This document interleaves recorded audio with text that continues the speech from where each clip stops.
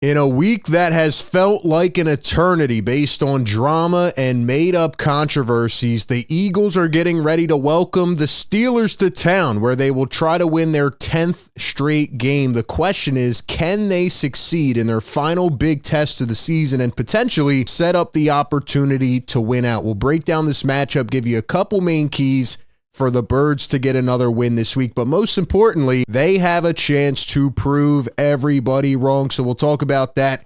But welcome into A to Z Philly. I'm RB. Do me a huge favor, hit the like button if you enjoy this content, and go down below, hit that subscribe button, help us get to 8K subscribers. Couple things I want to talk about here just to open this one up. Don't want to spend too much time on it. The Philadelphia Eagles do not have to win this game, right? This would be a big win, big test. You're playing a really good team, well-coached. Mike Tomlin, in 18 seasons, has never had a losing year. That is almost impossible, right? Law of averages say you're going to have one, bad luck type of year, whatever. He has never had a losing season. This team is well-coached. They're coming in here playing hard. They've exceeded expectations this season, and they have a couple really good integral components in their team. But Eagles have been one of the best all season long. They are on a huge win streak, and they have momentum as well. And just because they almost slipped up against the Panthers doesn't mean they're going to rebound. And even if they do go down in this tough matchup, the season's not over. It's not time to hit the panic button.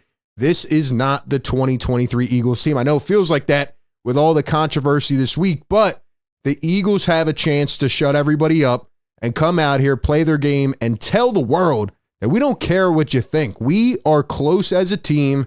We trust each other, we have each other's backs, and we're going to keep doing what got us here. So that's my thoughts on the whole Jalen and AJ thing. I'm tired of it. I'm ready for it to be done, and I'm ready for them to go out here and play hard this week. And just a fun fact, the Eagles have not lost to the Steelers at home since 1965. That is 10 straight matchups. I know it doesn't mean anything for this season, but definitely just a fun fact, in the Battle of PA. But the biggest news of the day is the injury report. We'll get to that in a second. Jalen Hurts was at practice today here on Friday morning, and interesting song choice to start the day from ESP's, quote, "Everybody's Talking." So that's the song that's playing at Eagles practice. I don't want the Eagles to kind of fall into that trap of, oh, we have to prove everybody wrong. Oh, we have to do this and make sure we play this way, etc. But it seems like the Eagles are determined to go out there and shut everyone up, and hopefully they are hungry on Sunday. They should never be hungrier than right now.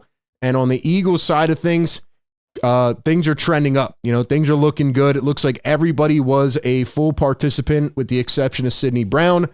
But yeah, man, if you can get these guys back, Reed Blankenship especially, that's going to really help. You were out physical at times against the Panthers, and I just think the way Reed plays really sets a tone on defense. But on the other hand, the biggest injury news per Mike Tomlin is that George Pickens is doubtful to play.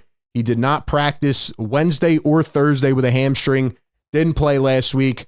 That is their best receiver. That is one of, if not the best offensive weapons they have.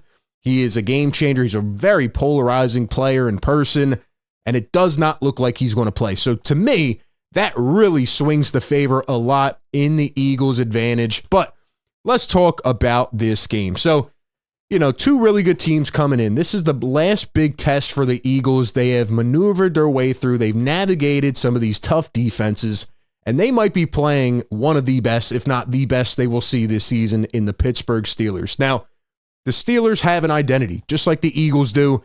And my first and main key in this game is that the Eagles come out, and this is through a combination of individuals, Kellen Moore, Saquon, Barkley, etc., but just establish the run. Come out with a force. Saquon did not have enough carries last game. He should have had more, and he has been so exceptional. Saquon Barkley is on pace to potentially break the NFL rushing record. I think he needs 120 or more per game now for the rest of the season, but he can do it, and he's going up against a really tough run defense that really has only led up, I think, 3 or 4 100-yard games this season, but they've been exceptional, and they're really strong up front. And the Pittsburgh Steelers right now, if we look at rushing defense, they are number 4 in the NFL, giving up 91.5 yards per game. Overall, as a defense, they've been really good. The Eagles are still at the top of the chain, as you see Pittsburgh right here, number 7, but they're a really good defense. That's the identity of that team.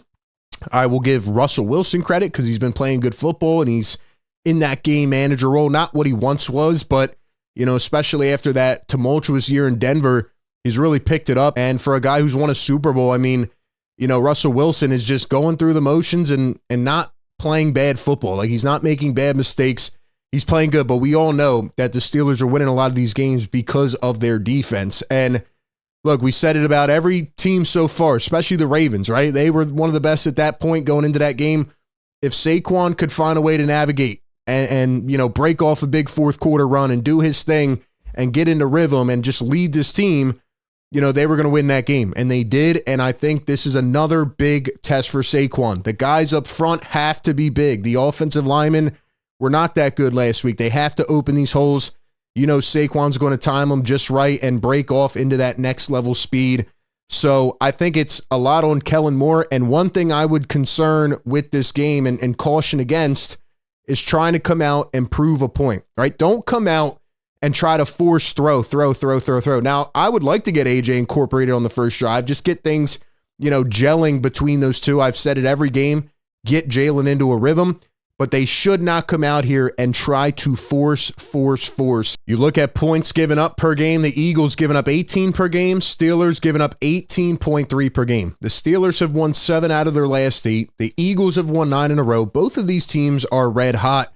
It's going to come down to which defense can really buckle up and strengthen up. Eagles cannot miss tackles and, just allow these yards in front like they did last week. But I think they're going to clean it up, and I think they will be okay. But my second key, and this is probably the most important key of the entire game, maybe the entire season, is if there's one game where Jalen does want to make a statement and not turn the ball over, it is this game. He has cleaned it up. He has been almost perfect since the bye week, right? That's what we asked him to do. And all week, the conversation has really ticked me off of, now the Eagles are second to last in pass yards and they're last in pass attempts and Jalen can't throw the ball and you can't win this way. That's BS. That's BS. A year coming in where the running back was discounted and nobody believed in them in the modern day NFL and things like that. Saquon Barkley, Derrick Henry, Josh Jacobs have been exceptional for their squads.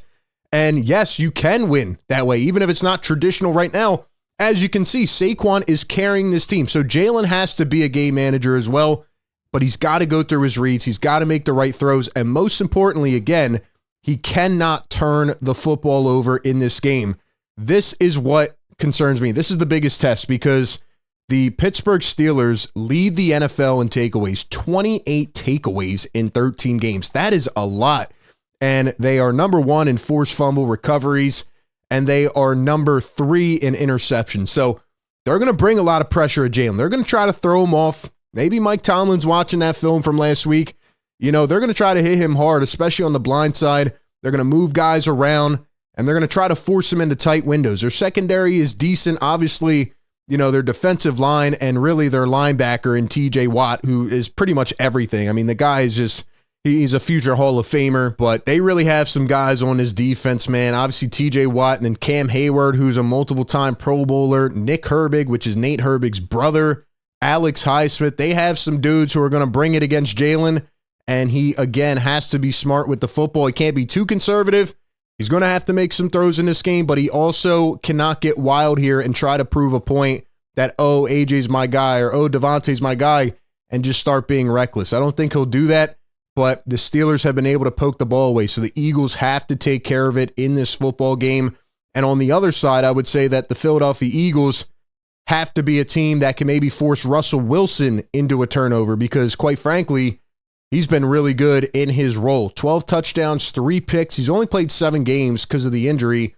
But what Russell Wilson is not doing is being reckless and careless with the football. Russell Wilson is being a straight game manager right now, letting his defense set him up in short field positioning and just, set him up in optimal positions to go down and score the football. And he's made a couple big throws, but you look at the Steelers, I mean, they are like not a mid-tier, but not a good offense. They're kind of in between. They're kind of mid-tier, and the Eagles have a better offense. They have more talent than this team overall. And, outside of last week, their team has just been playing such at an elite level that you think they can come out here and get the job done again. I mean, you look at some of these guys, even A.J. Brown, for example, who's only played 10 games. Devontae Smith, who's only played 10 games, 836 and 553 yards respectively. Look at the Pittsburgh Steelers, man. I mean, George Pickens played 12 games before he got hurt before the last one. He has 850 yards. We know he's good, but the next highest is Pat Freiermuth, who's a tight end with 470. I honestly think those two keys sum up this game, but if I had to give a third one, it's going to take us back to special teams, and Jake Elliott's been a guy who you can just kind of put in the back of your head. Like, yeah, he's consistent. He's going to make it happen. You know, he's going to be perfect, but this season he has not been, and Jake Elliott has still not hit a 50-plus yard field goal, and it could come down to special teams, especially if both of these defenses tighten up. They're going to rely on their kickers to go out here and try to win these games. And Chris Boswell has been doing it for Pittsburgh for a very long time. He is consistent. He's had a pretty good year. So that's where my head's at with this game. I think whichever team brings that physicality and can maybe cause a turnover early in this game and kind of set the tone is going to be whichever team ends up on top. And I think the Eagles finally have to come out here and get out to a better start. Again, I don't want them to be forced into this mindset of having to throw. They need to rely on Saquon. And I just think right now, especially with Pickens out, the Eagles have more talent. So I'm going to pick them to win this in a gritty type of game. I think it's going to be somewhere around 27-23. So I'll go Birds 27-23 to make it 10 in a row. Let's see if they can make another statement. Give me your thoughts and predictions down in the comments section. But as always, appreciate everybody for tapping in. Be sure to like, comment, and subscribe. And that being said, I will catch you on the next one. Welcome to BetMGM Live Dealer. All your favorite casino games, blackjack, poker, roulette, craps, and more. All on your phone, desktop, or tablet 24/7. Play with friends or make new ones at the tables. Double down, Dave. Chat with players and live dealers like you're at the casino. Give me a 10. Yes! Now you're betting with the king of Live Dealer.